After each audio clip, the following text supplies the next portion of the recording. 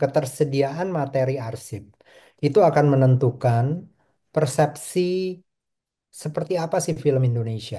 Ya, tentu saja eh, program-program arsip film biasanya kan di, di, diupayakan untuk dipublikasikan gitu ya, Mas Aklis. Nah, kalau semua kita mau apa sih yang apabila kita ingin membaca film Indonesia sekarang atau membaca sejarah film Indonesia dari koleksi yang tersedia di arsip Sinematek Indonesia, ada nggak gambaran yang secara umum bisa disimpulkan gitu? Kalau menurut Mas Aklis ya saya nggak tentu Mas Aklis adalah orang yang berada di dalam, tapi saya pikir selama ini ketika kita ingin bicara tentang sejarah film Indonesia, apa saja yang tersedia dengan cepat gitu, apakah ada gambaran umum film Indonesia itu idenya itu seperti ini.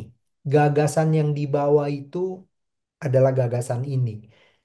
Tema-temanya itu secara umum seperti ini gitu. Itu ada nggak, Mas Aklis?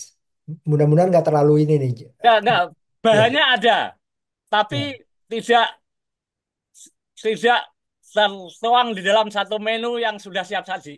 Oh, oke. Kira-kira gitu. Jadi bahannya ada, apa ada. Nah, kebetulan karena saya senang nulis dan sebagainya, saya termasuk yang memanfaatkan itu. Gitu ya. Itu Hmm. tapi kan itu saya dalam kaitan. Jadi itu sebenarnya bisa. Tapi kan itu lebih pada kemauan orang yang meminati masalah itu. Jadi misalnya gini, sebenarnya kan bisa dibaca ya. Kita kemudian kenapa ketika saya berdialog dengan Seno misalnya dia lebih banyak bicara tentang Dijaya Kusuma, tentang ini tentang tradisionalisme dia, wayang dia yang seakan-akan gini loh. Tidak rela nih kalau Osmar Ismail aja yang diagung-agungkan gitu kan. Nah, itu kan Ya, yang Anda maksud itu. Nah, dialog-dialog semacam itu ada, kemauan-kemauan seperti itu ada dan bahan-bahan untuk itu dengan cepat ada di Sinematek, baik filmnya maupun bahannya. Tetapi kan kita tidak menyediakan menjadi orang datang terus "Ah, ini nih yang perlu Anda kasih gitu. Karena uh, uh, nanti kita terlalu itu juga terlalu apa namanya menegasi dari uh, frag, fragmen atau apa framing yang selama ini itu saat ya. katakan Orde Baru Soalnya kan gitu-gitu. yang sebenarnya sebenarnya menjadi sangat menarik dan harus kita kaji lebih dalam juga itu adalah era pengkoleksian itu yang tadi saya tanyakan. Kalau kita bisa bilang dari materi-materi sejarah film-film yang punya eh, apa ya peran sejarah yang kuat yang tersedia di Cinematheque itu kan lebih banyak datang dari era 50-an ya era Pervini sampai ke era mungkin 90-an lah gitu ya. Karena karena yang fisik loh ya Mas Aklis. Karena kan Ya kalau ya, data digital nih susahnya kita data digital ini dia tidak berusia panjang. betul.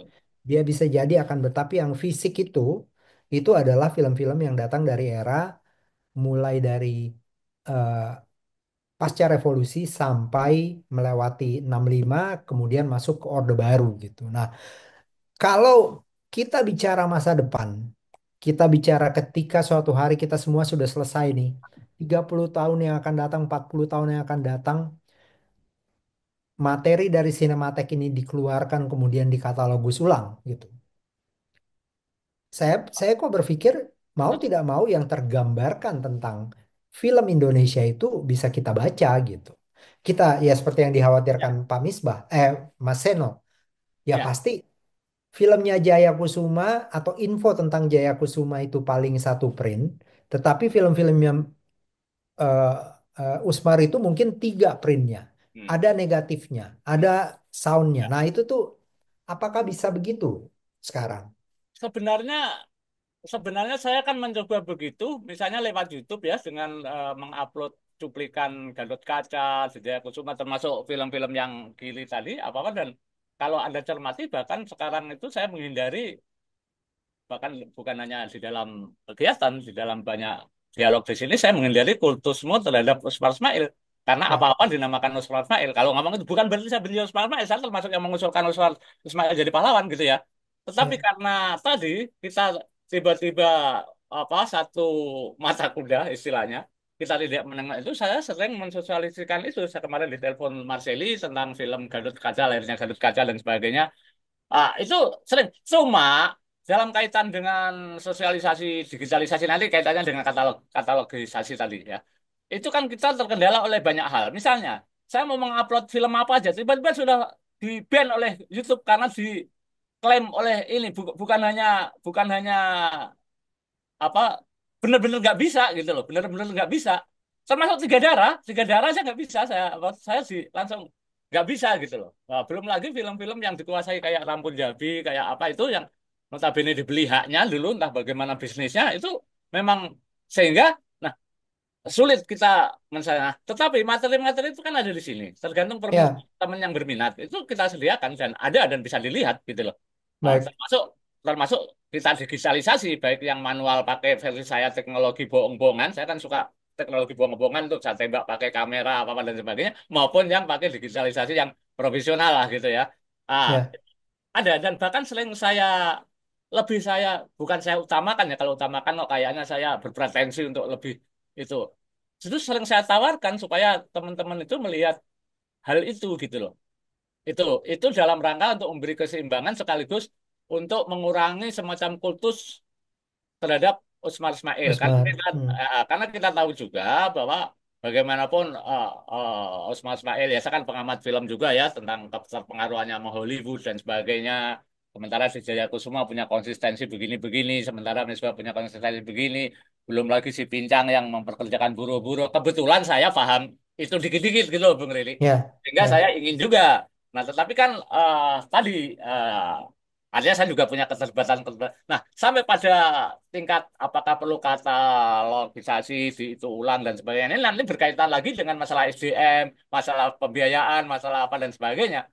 Gitu loh. Masalah apalagi sekarang nih. Sekarang karyawan saya itu tinggal 6 loh. Oke, kalau kembali ke soal ini atau pertanyaan penutup tentang ini, Ya, kalau kalau menurut Mas Aklis sendiri, hmm, dalam pengamatan Mas Aklis baik sebagai wartawan, peminat film, penulis, pegiat budaya, dan akhirnya menjadi direktur sinematek atau kepala sinematek Indonesia, kalau kita mau membayangkan film Indonesia itu secara ideologis, secara konsep sebagai sebuah karya yang terkait dengan terimplikasi aspek sosial, dimensi politik dan lain-lain.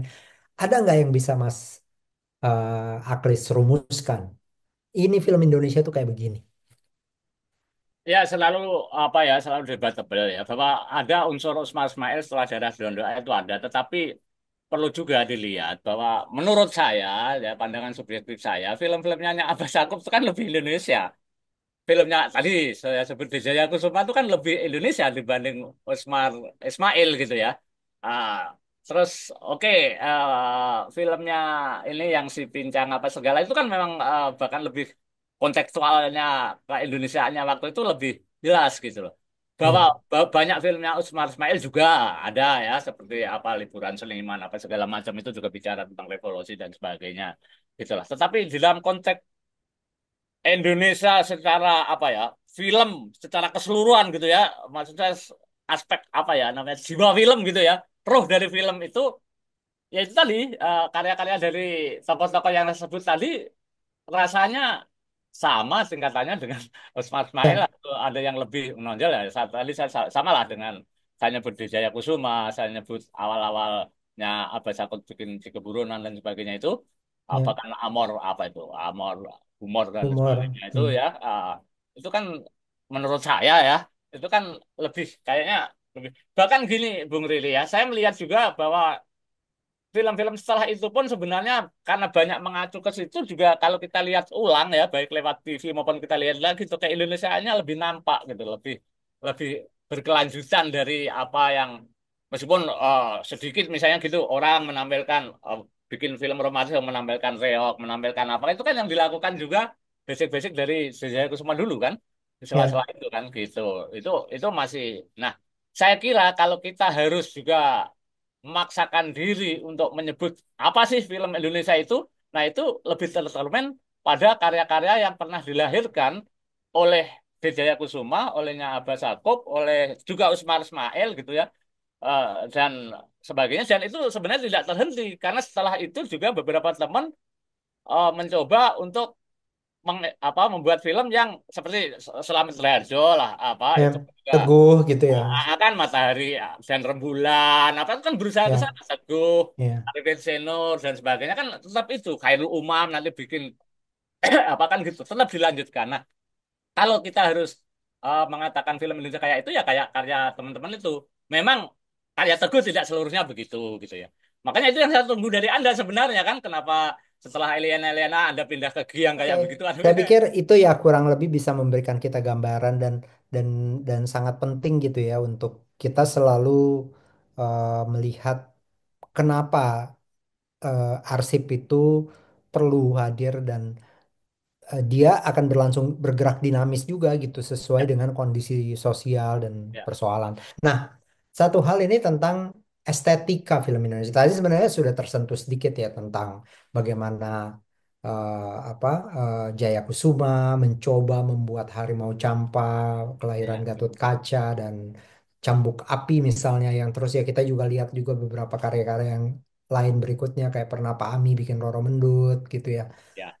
Saya pikir itu ada karya-karya yang bisa dikatakan menunjukkan pendekatan istilahnya seni film atau mengupayakan sebuah bentuk pendekatan seni film ala Indonesia gitu. Ala Indonesia itu ya kalau seumpama disederhanakan dasarnya karena film antara lain diambil dari pertunjukan ya seni pertunjukan tradisi Indonesia gitu. Nah, kalau melihat dari kerja-kerja selama ini Mas Aklis di Cinematheque dan juga di lingkup film, ada nggak sih itu?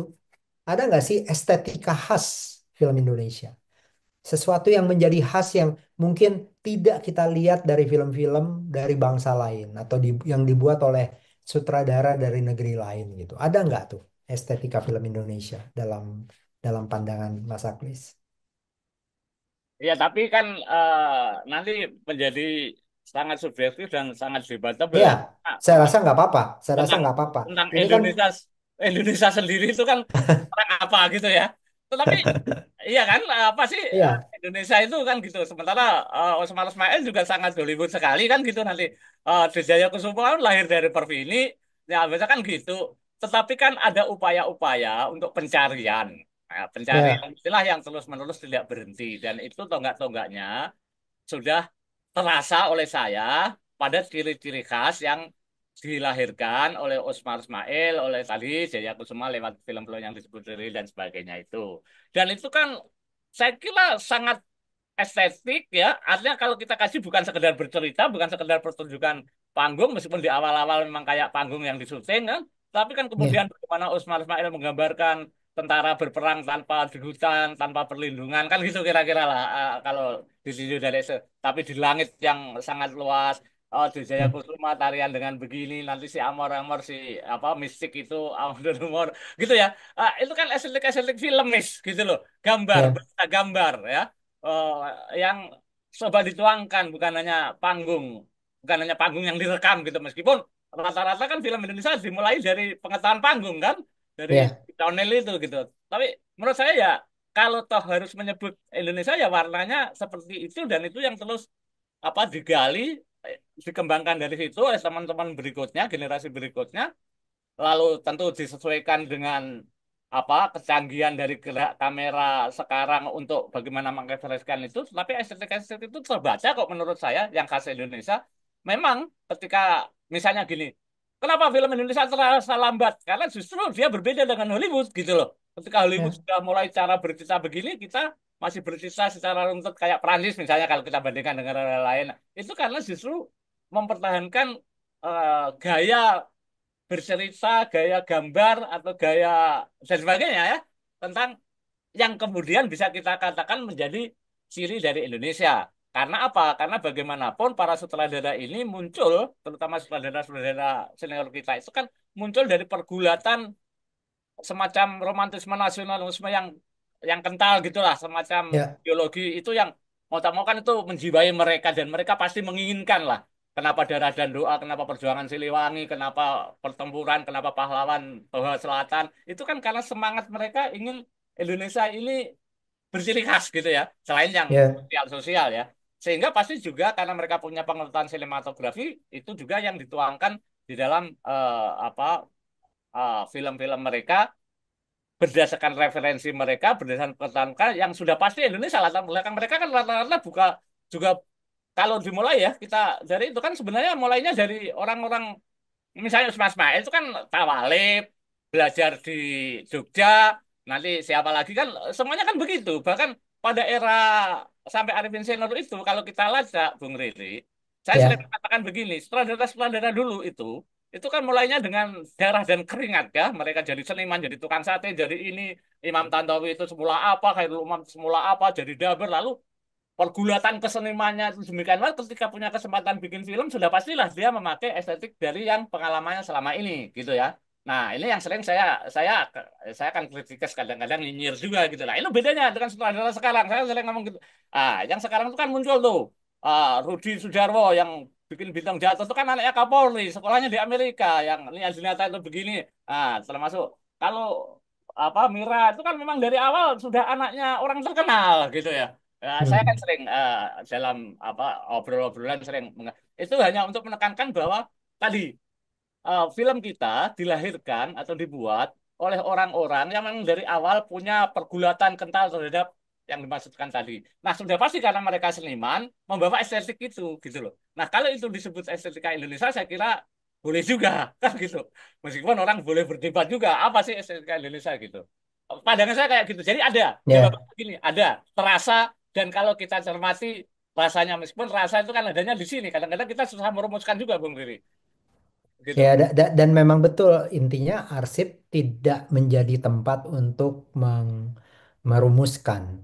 Arsip Ya, ya. mungkin dari kesimpulan yang pembicaraan kita 1,5 jam ya menyediakan bukti premier apa yang tersedia memang harus seobjektif mungkin, sebanyak mungkin sehingga siapapun dia bukan bahan yang siap disajikan, tetapi dia adalah bahan yang cukup Ya, untuk kita lakukan berbagai studi gitu, ya. berbagai Dan untuk kemungkinan itu studi. sinematek cukup memadai. 1,5 jam ini kita bicara arsip dengan segala kehebatannya gitu, Bung Riri. Nah, kita layak prihatin kalau melihat perkembangan terakhir dari sinematek. Iya, mungkin bisa kita sentuh sedikit. Sebenarnya apa tantangan paling utama dari sebuah lembaga arsip seperti Sinematek Indonesia yang mau tidak mau adalah sebuah lembaga yang berada bernaung di bawah sebuah yayasan, tidak berhubungan langsung dengan negara dan pemerintah. Itu apa sih tantangannya dan mestinya dalam pandangannya Mas Aklis ini bagaimana nih? Sebenarnya kan peran negara ini kan yang punya punya dana dan punya tanggung jawab ya untuk Satu ya, nah, satu eh, arsip itu perlu dikelola paling tidak oleh manajemen orang yang manajerial atau oleh pimpinannya, termasuk karyawannya tentu saja, SDM-nya, yang mengetahui apa itu arsip, apa itu fungsi arsip, dan apa itu tujuan arsip. ya, Itu, begitu. Nah, SDM ini hampir tidak ada ke depan. oke. Gitu. Film ya, film. Termasuk di situ ada kesadaran arsip, tadi kan pengetahuan manajerial dan sebagainya. Karena memang tidak populer arsip ini di mana-mana. Nah, kedua adalah pembiayaan. Karena ini adalah kegiatan yang relatif sulit untuk dibisniskan, maka akan sulit membuat orang tertarik untuk benar-benar mengetahui arsip lalu punya semangat seperti tadi tujuan arsip. Karena hampir sebenarnya terjadi hampir di semua negara. Kebetulan negara-negara yang didorong oleh seniman-senimannya cukup kuat, akhirnya memang bisa mengambil alih dalam arti memfasilitasi itu dengan baik. Itu negara-negara maju kebudayaannya biasanya, kan gitu, Prancis, apa dan sebagainya. Nah, di banyak negara berkembang, memang sulit negara, tadi kan negara sudah kita kesampingkan ya, termasuk Hmm. kita sendiri untuk memahami bagaimana pengarsipan ini perlu pembiayaan yang sementara di saat ini kebutuhan untuk bagaimana kita apa ini hidup sehari-hari lah kasarnya gitu juga sehingga tadi semakin sedikit orang tertarik punya pengetahuan tentang arsip sehingga miskin orang yang mengerti arsip sehingga akan hancur itu. arsip Indonesia ke depan karena tidak ada lagi orang yang memahami itu. Nah, orang yang memahami ini makin sedikit tidak berminat karena memang di sana tidak ada semacam kekuasaan ekonomi yang bisa diajak. Insentifnya nggak cukup Nah, gitu ya. itu Hmm. sana. Nah, yang ketiga kemudian ya itu sebenarnya tadi sudah saya singgung tentang manajemennya, prinsipnya dan sebagainya. Itu kan perlu pengetahuan sendiri gitu loh tentang manajemen dan sebagainya itu. Nah, itu Ya, tiga hal itu tiga-tiganya kita menghadapi tantangan kalau kita ngomong bicara arsip film ya, kita menghadapi tantangan karena negara yang punya arsip nasional itu saya kan sering ngasih workshop arsiparis di baik di tingkat DKI maupun apa. Dan hampir mereka semuanya juga tidak punya pengetahuan yang memadai ketika kita bicara film, Bung Riri. Baik ya, perawatannya, baik itunya, baik itu. Sebenarnya termasuk eh, yang mereka tahu itu adalah bagian anggaran bagaimana mengelola membuat ruangan karena mereka studi banding ke sini atau oh bikin ruangan begitu. Nah itu mereka mampu beli tuh duitnya banyak. Tetapi merawat dengan prinsip-prinsip untuk kebutuhan kelanggengan kearsipan seperti yang Bung Riri maksud tadi. Nah, itu tantangan kita. ya, ya.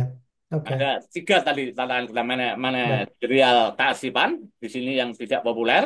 Kedua, pembiayaan di sini yang memang tidak ada karena memang tidak ada punya kekuatan ekonomi tinggi. Ketiga, akhirnya merembet pada SDM orang yang mengetahui tentang arsip itu makin sedikit atau tidak berminat lah kalau ngomong tidak tahu nanti saya kira bodoh lah orang. Artinya tidak berminat. Karena tidak berminat maka tidak tidak itu lagi gitu loh, tidak perfect lagi untuk memahami itu kan gitu. Ya, ya, betul, Mas.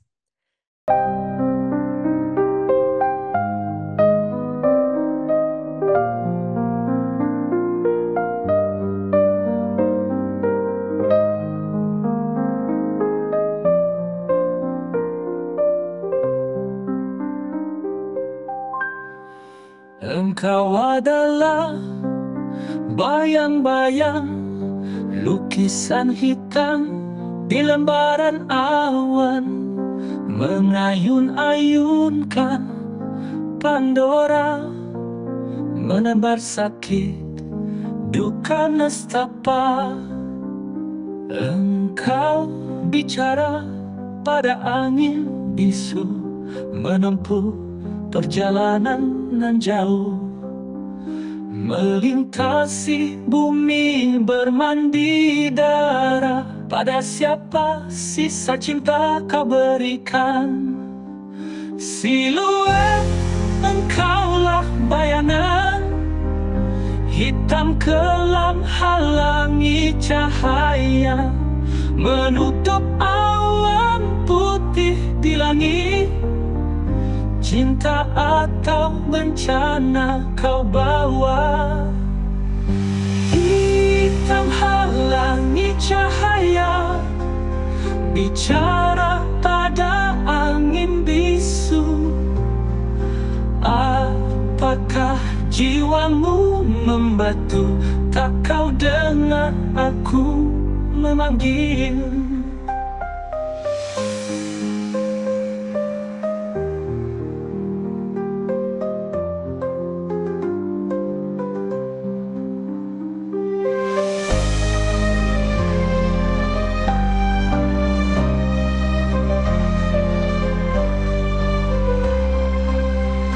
Hitam halangi cahaya, bicara pada angin bisu. Apakah jiwa